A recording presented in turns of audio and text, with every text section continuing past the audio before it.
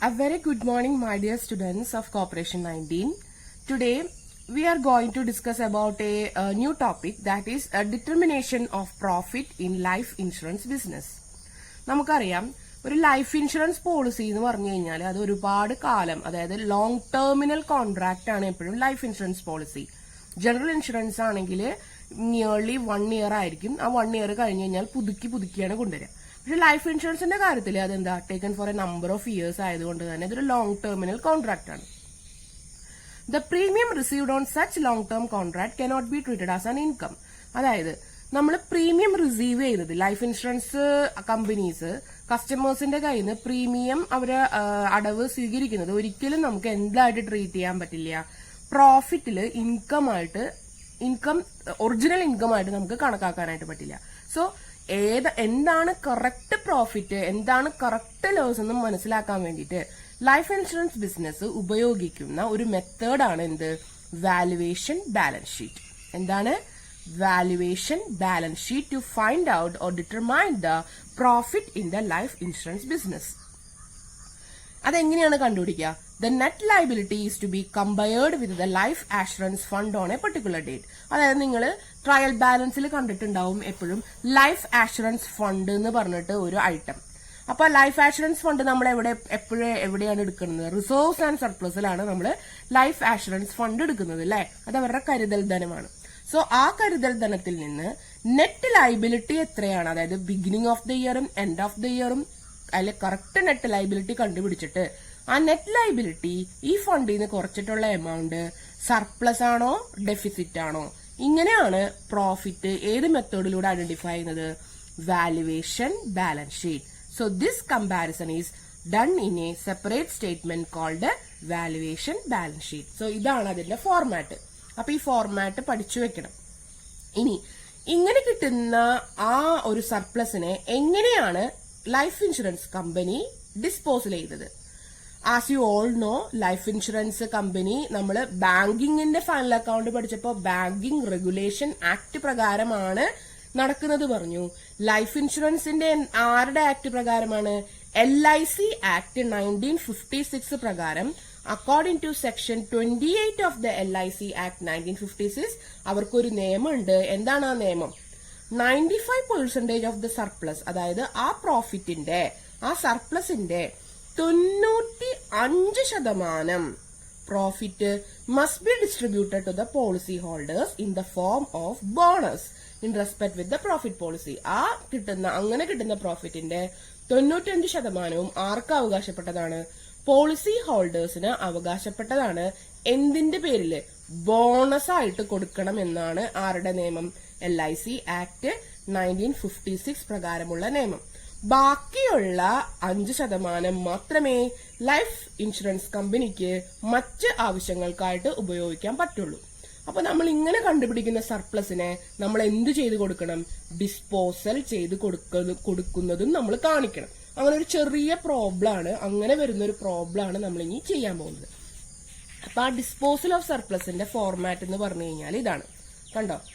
Bonus payable to the policy holders in respect of with profit policies. അപ്പൊ നമുക്ക് ആ valuation balance sheet പ്രകാരമുള്ള surplus നമ്മൾ ഇവിടെ എടുത്ത് എഴുതി. ഇനി അതിൽ നിന്ന് എന്തെല്ലാം കുറയ്ക്കണം? എന്തെങ്കിലും ആക്ച്വറിയൽ എക്സ്പെൻസസുകൾ വന്നിട്ടുണ്ടെങ്കിൽ അതെടുത്ത് എഴുതണം. ഡിവിഡന്റ് നേരത്തെ കൊടുത്തിട്ടുണ്ടെങ്കിൽ അതും എടുത്തെഴുതി അതിന്റെ ടോട്ടല് സർപ്ലസിൽ നിന്ന് ലെസ് ചെയ്തിട്ടുള്ള എമൗണ്ട് ഉണ്ടാവും. അതിലേക്ക് ഇന്ററിം ബോണസ് പെയ്ഡും കൂടി ആഡ് ചെയ്യണം. അപ്പോഴാണ് നമുക്ക് എന്ത് കിട്ടുന്നത്? നെറ്റ് സർപ്ലസ് കിട്ടുന്നത്. മനസ്സിലായോ? സർപ്ലസ്, അങ്ങനെ കിട്ടുന്ന സർപ്ലസ് നമ്മൾ എന്ത് ചെയ്യുന്നു? ബാലൻസ് ഷീറ്റിൽ നിന്ന് എടുത്ത് നമ്മൾ ഇങ്ങനെ bonus payable to the policy ഹോൾഡേഴ്സിൽ കാണിക്കുന്നു. ദെൻ അതിൽ നിന്ന് ആക്ച്വറിയൽ എക്സ്പെൻസസും ഡിവിഡന്റും ലെസ് ചെയ്തതിനു ശേഷം ഇന്ററിം ബോണസ് ആഡ് ചെയ്തിട്ടുള്ളതാണ് നമ്മളുടെ എന്ത്? Net surplus. ഇതിന്റെ 95, അതായത് ഈ എമൗണ്ടിന്റെ 95%, എത്രയാണ്? 95% ആർക്ക് അവകാശപ്പെട്ടതാ? പോളിസി ഹോൾഡേഴ്സിന് അവകാശപ്പെട്ടതാണ്. കണ്ടോ? Bonus payable to policy holders in respect of the profit policies. ഇതിന്റെ 95% പോളിസി ഹോൾഡേഴ്സും 5% ആർക്കുള്ളതാ? ഇൻഷുറൻസ് കമ്പനിക്കും ഉള്ളതാണ്. സോ ഇങ്ങനെയാണ് ഈ പ്രോബ്ലം ചെയ്യേണ്ടത്. നമുക്കൊരു പ്രോബ്ലം ചെയ്യാം. ഓക്കെ, നോക്കിയതാണ് നമ്മുടെ problem. A life insurance company gets it valuation made once in every 3 years. Its life insurance fund announced to 31,87,000. ഇതാണ് ആ life insurance fund. Before providing 27,000 for the share holders dividend for the year. അപ്പോ ഇവര് dividend കൊടുത്തിട്ടില്ല കേട്ടോ. എത്ര കൊടുക്കണം എന്ന് ഇവർ വിചാരിച്ചേക്കണേ? 27,000 ഡിവിഡൻഡ് ആയിട്ട് കൊടുക്കണം തീരുമാനിച്ചിട്ടുണ്ട്. Actuarial valuation disclosed A net liability. Net liability ആയിട്ട് ലൈഫ് ഇൻഷുറൻസ് കമ്പനിക്ക് എത്ര ഉണ്ട്? 28,60,000. കണ്ടോ? ഇപ്പൊ വാലുവേഷൻ ബാലൻസ് ഷീറ്റിൽ നമ്മൾ എന്ത് കാണിക്കണം? Life insurance fund less net liability, അതാണ് നമ്മളുടെ surplus. And under insurance and annuity contract and interim bonus. Interim bonus എന്ത് ചെയ്യണം എന്നാ പറഞ്ഞേക്കുന്നത്? ആഡ് ചെയ്യേണ്ട എമൗണ്ട് ആണ്. Add interim bonus was paid to the policy holders during the period you are required. നമ്മളോട് എന്ത് ചെയ്യാനാ പറഞ്ഞേക്കുന്നത്? To show valuation balance sheet വരയ്ക്കണം, net profit for the 3 years period വരയ്ക്കണം, സർപ്ലസ് നെറ്റ് പ്രോഫിറ്റ് കണ്ടല്ലേ? ഇതേ കണ്ടോ? സർപ്ലസ് നെറ്റ് പ്രോഫിറ്റ് നമ്മൾ കണ്ടുപിടിക്കണം. സർപ്ലസ് നെറ്റ് പ്രോഫിറ്റ് നമ്മൾ കണ്ടുപിടിക്കണം. അത് മാത്രമല്ല നമ്മൾ എന്തും ചെയ്യണം? ഇത് പോളിസി ഹോൾഡേഴ്സിനെ ഡിവൈഡ് ചെയ്ത് കൊടുക്കണം. അപ്പോ ഇത്രയും 3 കാര്യങ്ങളാണ് നമ്മളോട് ചെയ്യാൻ പറഞ്ഞേക്കുന്നത്. അപ്പോ നമുക്ക് ആദ്യം വാലുവേഷൻ ബാലൻസ് ഷീറ്റ് വരയ്ക്കാം.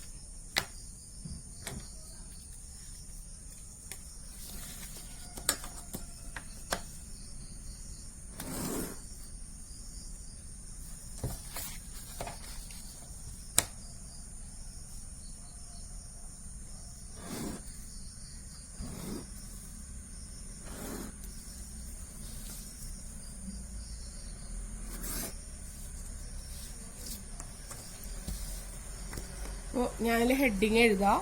എന്താ എഴുതേണ്ടത് നമ്മള്? Valuation balance sheet as on 31st December 2020 അല്ലേ? നമുക്ക് ലൈഫ് ഇൻഷുറൻസ് ഫണ്ടായിട്ട് എത്രയാ തന്നേക്കുന്നത്? Life insurance ഫണ്ടായിട്ട് 31,87,000. അപ്പോ ലൈഫ് ഇൻഷുറൻസ് ഫണ്ട് എത്രയാ? 31,87,000. ഇനി നെറ്റ് ലയബിലിറ്റി നമുക്ക് എത്ര കിട്ടേക്കുന്നേ? Net liability as per actuarial valuation, as per actuarial valuation എത്രയാ? That is 28,60,000. 28,60,000. So the bigger amount is what? That is 31,87,000.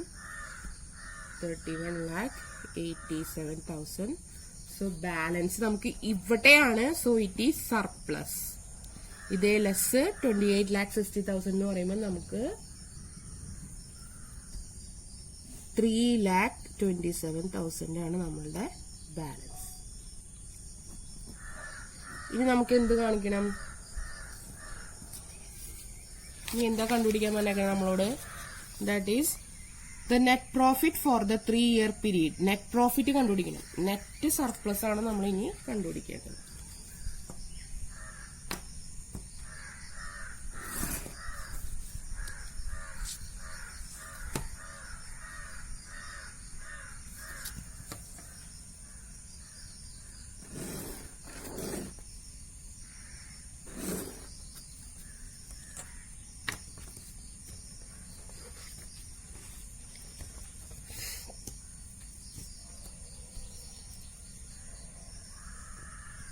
net surplus as per valuation balance sheet. Net surplus കണ്ടുപിടിക്കാം. Surplus as per valuation balance sheet പ്രകാരമുള്ള surplus നമ്മുടെ കയ്യിൽ എത്രയാണ്? That is 3,27,000 അല്ലേ? 3,27,000. Then ഇതിന്റെ കൂടെ നമ്മൾ എന്ത് ചെയ്യണം? എന്താണ് നമ്മളുടെ ഫോർമാറ്റ്? ലെസ് ആക്ച്വറിയൽ എക്സ്പെൻസസ് ഉണ്ടെങ്കിൽ അങ്ങനെ, ഡിവിഡൻഡ് ലെസ് ചെയ്യാനുണ്ടെങ്കിൽ അങ്ങനെ. അപ്പൊ നമുക്ക് ഈ പ്രോബ്ലത്തില് ആക്ച്വറിയൽ എക്സ്പെൻസസ് എന്ന് പറഞ്ഞിട്ട് തന്നിട്ടില്ല, പക്ഷെ ഡിവിഡൻഡ് ആയിട്ട് ഒരു 27,000 തന്നിട്ടുണ്ട്. അപ്പൊ നമ്മളത് ലെസ് ചെയ്യണം. ലെസ് ഡിവിഡൻഡ് എത്രയാ? 27,000.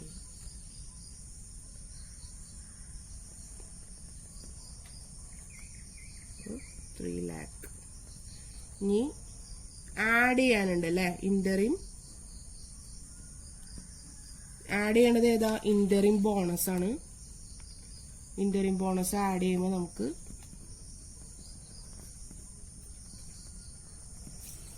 ഇന്ററിം ബോണസ് എത്രയാണ് തന്നേക്കുന്നത്? 27,000 share holders dividend. Interim bonus of 30,000 interim bonus ആണ്. അപ്പോൾ നമ്മളുടെ ബാലൻസ് എന്ന് പറഞ്ഞു കഴിഞ്ഞാല് 3,30,000. ഇതാണ് നമ്മളുടെ എന്ത്? Net surplus. മനസ്സിലായോ? ലെസ് ചെയ്യാനുള്ളതും ആഡ് ചെയ്യാനുള്ളതും ചെയ്ത് കഴിഞ്ഞതിന് ശേഷം നമുക്ക് എന്ത് കിട്ടുന്നു? നെറ്റ് സർപ്ലസ് കിട്ടുന്നു. ഇനി ഇത് നമ്മൾ എന്ത് ചെയ്യണം? ഡിസ്ട്രിബ്യൂഷൻ. അപ്പൊ ആദ്യം നമ്മൾ വാലുവേഷൻ ബാലൻസ് ഷീറ്റ് കണ്ടു, ദെൻ നെറ്റ് സർപ്ലസ് കണ്ടുപിടിച്ചു. ഇനി നമ്മൾ എന്താ ചെയ്യേണ്ടത്? Distribution of profit. ആ ഡിസ്ട്രിബ്യൂഷൻ പ്രോഫിറ്റ് ആണ്. അതിനൊരു ഇതുണ്ട്. എന്താണ്? എന്തായിരുന്നു അത്? 95% ടു ദ ഷെയർ ഹോൾഡേഴ്സും അതുപോലെ 5% to the insurance company.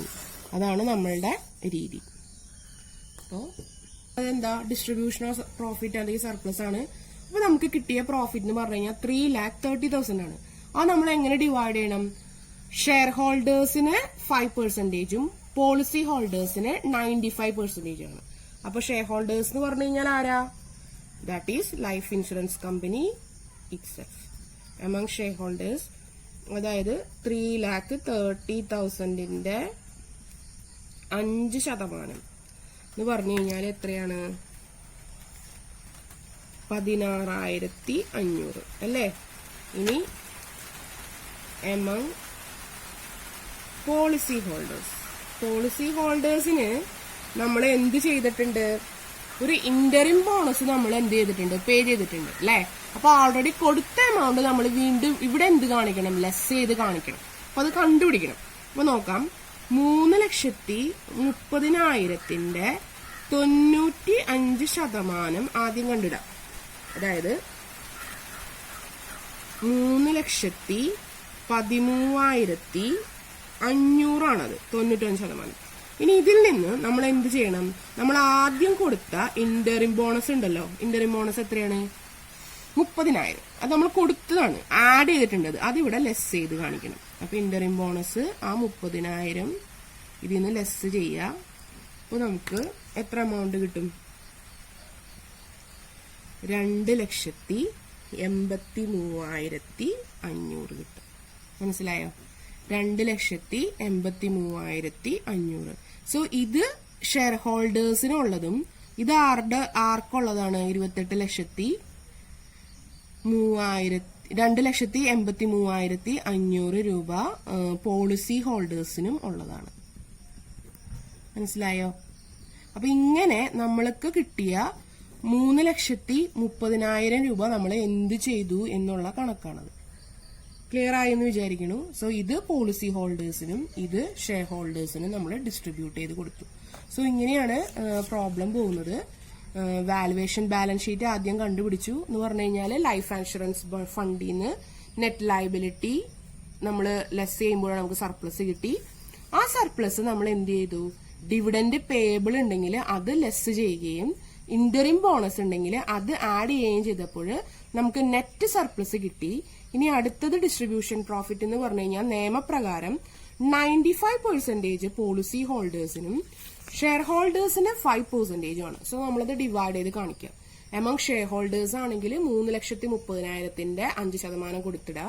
Policy ഹോൾഡേഴ്സിന് കൊടുക്കുമ്പോൾ ആലോചിക്കുക, നമ്മൾ ഇതിനു മുമ്പ് ഇന്ററിം ബോണസ് കൊടുത്തിട്ടുണ്ടെങ്കിൽ ആഡ് ചെയ്തിട്ടുണ്ടെങ്കിൽ അത് ഇവിടെ ലെസ് ചെയ്തിട്ടുള്ള എമൗണ്ട് ആണ് നമ്മൾ അവർക്ക് എത്ര കൊടുത്തതെന്ന് കാണിക്കേണ്ടത്. അതായത് അത്രയും കുറച്ച് അവർക്ക് ഡിസ്ട്രിബ്യൂട്ട് ചെയ്താൽ മതി ആ പ്രോഫിറ്റിന്റെ. അതാണ് അതിന്റെ കണക്ക്. അപ്പൊ 3,30,000 95% ലെസ് ഇന്ററിം ബോണസും കൂടി ചെയ്തപ്പോൾ നമുക്ക് എത്ര കിട്ടി?